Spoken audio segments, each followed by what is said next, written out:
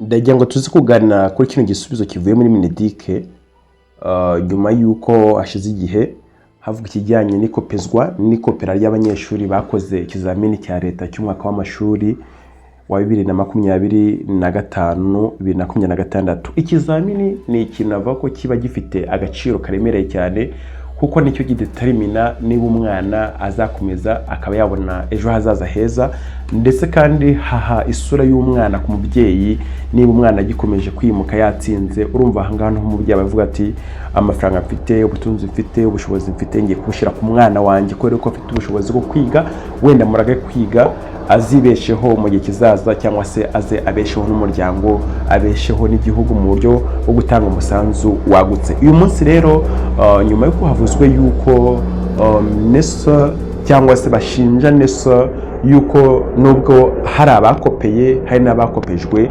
harimo abakozi bayo babyisha inyuma, bisa nkaho biza bigaragara yuko NESO mu bakozi bayo hari ukuntu babona access ku bizamini bakabitanga mbere, cyangwa se bakaza no kopeza bari ku masite.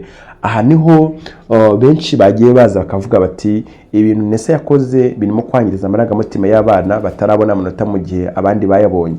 Ni batirenganire rwose kuko hari bari bafite abacunga boherejwe na leta kuki mutabibukiye cyangwa se mutabubukiye ni muhoshi mugende. Ariko ninde wababwiye ko abana 200 bavuze ko site zirenga 200 kandi site iba yarakoreweho abanyeshuri benshi? Aha ntabwo ari abana 200 ahubwo amasite arenga 200, kandi hari site imwe iba iriho ibigo 3 cyangwa se 4. Bivuga ngo abana ni benshi, nicyo kintu hano bibisobanuye. Abana ni benshi nubwo bavuga yuko wenda ari site 200, ariko abana bo ni benshi. Urebye nko mu karere ka Nyabihu ibigo gera ku 11 byakopeye, already byagize mu 100. Ikirehe nabavuga ko bakopeye, za Nyabihu harimo ibigo biteye byabona amanota kubera ko bivuga yuko bakopeye. Urumva ko ibyo ababyeyi barimo basaba bisa nkaho byabaje cyane, ariko mujya mubona umunsi umwe tutazasanga nta burezi bukiri iwacu. Ubu se iryo perereza rikwiye gukorwa nyuma yo gukosora amanota no gutangira amashuri. Abantu bashinzwe uburezi wagira ngo bafite indi si biberamo. Ahangaha nongera ngo tuze twinjiramo. Aka kaya tuvugana uraza kunyemerera wowe dukurikira kano kanya niba ari ubwa mbere, kana subscribe usangize n'abandi kiganiro cyacu. Ariko nikanakira umuntu wese wabikoze kubera yuko ahangaha niho honyine dushobora kuba tukaganira nahoze nibaza kino kibazo mbere yuko wenda tugera ku musozo nkababwira icyo Mineduc imitangaza kuri kino gikorwa cyangwa se igisubizo kivuyemo. Niba abana bashujwe uraza gusoza wabyumvishe. Nibajije ibintu bijya kuri 2 bishingiye ku bantu 2. Ubwo ndashingira ku bakozi ba Mineduc guhera ku mwarimu, abadiregiteri, abibuza abadiregiteri n'abandi bakoze muri NESO. Icyo ni icyiciro cya mbere. Nongeye nifatire kino cyiciro kirimo ababyeyi n'abana, kubera yuko aba barimu navuze muri icyo cyiciro cyose n'aba bana nta kintu kibahuza kindi uretse yuko bano barimu bigisha abana. Bakazongera gukora ku kizamini bano bana bagaragaza level bariho mu byo bize, icyo twakwita formative assessment. Noneho bikagaragaza niba mwarimu yaramwishe kuko cyangwa se yararangije porogaramu iteganwa na Mineduc mu rusange.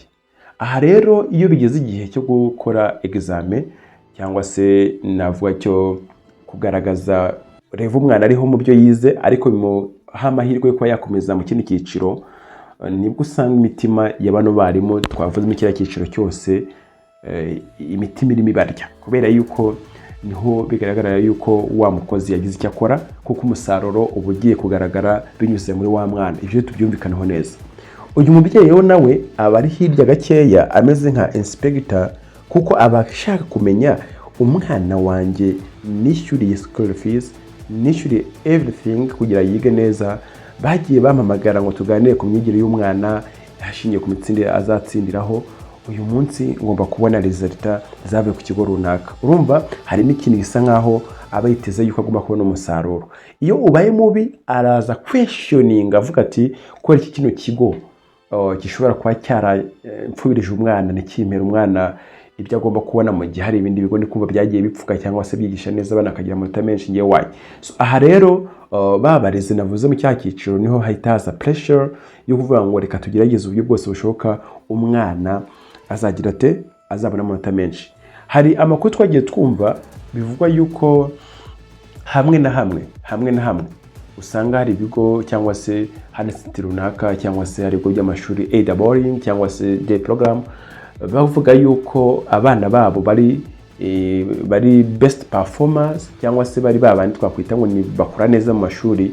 Iyo bigeze mu gihe cya nyuma babajyana mu mwiherero, so barabahungisha bari banyeshuri akabatraining. Mbere byavugaga yuko mu myaka ishize abana bifashishwaga muri room bakaza gukora ikizamini, noneho bakazaza kubaka ya kopi, iyi kopi bakayisangiza abana muri room bakazakopera mu ubwo buryo. Ubu rero byahinduye isura kubera yuko na Mineduc nimba yemeza yuko abana bashobora kuba barakopiye ari benshi kino gihe, bivuze yuko byafashe indi ntera, ariho hagiye havugwamo ruswa yagiye itangwa kugira haboneke ibizamini mbere yuko wenda ikizamini gikorwa, nkuko bivugwa yuko henshi na henshi bagiye bagaragaza yuko abana bashobora kuba barakopejwe mbere yuko ikizamini gitangira. Bamwe ndi bagatanga commentaire bati wasanga bino bizamini byagiye bigurishwa bigashira kwa directeur akabaha abarezi bakabyigisha abana mbere igihe bakagenda babifite. Abandi bati hoya, ahubwo abahagarariye site cyangwa se abaga bari kuri site babaga ikizamini akajya kugikosora bakarangiza akaza kaha abana ibisubizo. So ugasanga nyine haravugwa byinshi cyane, ariko mu iperereza ari gukorwa kano kanya hari amakuru asa nkaho aryoshye. Navuga yuko wenda ntago perereza buri perereza najyo yitwara amafaranga. Urumva bara hearings cyangwa se bashatse abakozi bo gukurikirana bino bikorwa, n'ibikorwa bitoroshye cyane ku masitegi atandukanye. Kumva abana umubare mwinshi cyane barimo bagenda babageraho bagira ku barezi bikeneye ubundi bushobozi. Iyi ni budget navuga neza yibonye mitigeze itegura, ariko nanone ntekereza yuko n'umuntu bizafata afite IQ hejuru. Ntekereza ko policy cyangwa se gazete yihariye igenga abakozi bo muri buno burezi bw'ibanze bimwe ku muri REB hari uko igenda ibisobanura umuntu wakopeje bigenda gute. Ariko iyo urebye usanga hazazamo ibyaha bisa nkaho biremereye. Abantu baribaza bati niba bava ngo umuntu yarakopeje, ese ari hanze ari debye arimo aragenda nta kibazo rwose, cyangwa wenda hari amakuru ko baba baramufashe mu gihe bari gukora iperereza bakaba bamufungiranye ahantu kugira nyine barebe nimba ibyo bivugwa nimba bizabukura. So ahangaha nta turahinjiramo, ariko mwibazwa cyangwa se muri uko no kwikwestioninga kw'ababyeyi bibaza uko bizagenda niba koko abana bazatangira very soon, by'umwihariko ku itariki 7 z'ukwa 9 bakaba ari kubura byibuze ibyumweru bigera kuri 2 cyangwa se 2 approximately 2 weeks to go. Barimo bibaza abana bacu batari babona amanota, amaherezo yo kwiga yararangiye cyangwa se ubwo buzima bwo kwiga bwarashojwe kubera ko nyine babirukanye. Ahangaha rero no haje kwibaza umunyamakuru umwe wo kuri Mamungu wa Gasabo agerageza kwa approachinga umwe mu bakozi bo Mineduc, nibwo yamusubije amagambo asa nkaho n'ubundi akiri mu rujeje kubera yuko we ntabwo yashatse kugaragaza mu by'ukuri nimba no perezida ikintu uri gufata, ko yavuze yuko mu iperereza ari gukorwa ntabwo yashobora gutanga amakuru kuvamo kuko iperereza ntabwo yari yarangira, kandi koko ntabwo yatanga amakuru iyi perezida yasozwa cyangwa se bitari yagera ku musozo, aho yagaragaje yuko mu gihe cya vuba bazabona ibisubizo. Bivuze yuko yagaragaje ko aba bana bazajya gutangira barabonye ibisubizo by'abandi ababyeyi bibazaga bati ese koko tuzatangira abana bacu batari babona ibisubizo cyangwa se ubuzima bwo kwiga bwarahagaze cyangwa bwararangiye. Ariko amabwire yuko amakuru ahari no ku mukozi wo muri Mineduc yatangaje ko bashoboka yuko bazajya gutangira barabonye ibisubizo. Aha rero abantu benshi bagiye bibaza bakabaza bati ariko mujya mubona umunsi umwe tutazisanga mu burezi bukiri iwacu cyangwa bwaracitse. Ubu se iryo perereza rikwiye gukorwa nyuma yo gusohora amanota no gutangira amashuri? Abantu bashinzwe uburezi wagira ngo bafite indi si biberamo. Urumva nyine bitewe n'iri kosa abantu baje batanga ibitekerezo cyangwa se bakagaragaza impungenge bafite kuri kino kintu.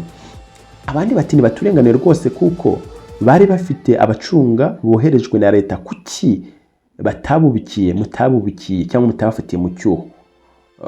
Undi aravuga ati ibintu Nese yakoze birimo kwangiza amarangamutima y'abana batarabona amanota mu gihe abandi bayabonye kandi wenda barengana. Gusa we yagaragaza yuko wenda umuntu byibuze warenganye agomba kurenganurwa bifata nyine akabihanirwa. Undi ati okay, aho ngaho n'abarimu ba ADE badindiza ireme ry'uburezi da, ese mwebwe ntabwo mwize uretse kwijijisha?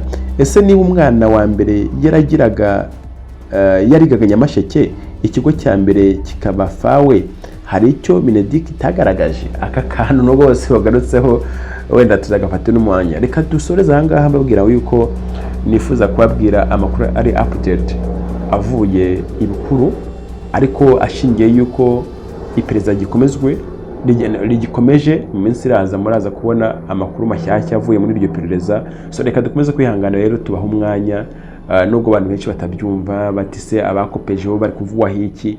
Nyine nta kintu kiri gutangazwa kubera yuko nabo bari gukorerwa iperereza. Uzafatwa cyangwa se uzafatwa tuzabimenyeshwa kandi natwe tuzabibabwira. Tubereho kuyita tubaha update news nicyo twiyemeje. Bye bye mu kindi kiganiro aha ni kuri chaîne yanyu.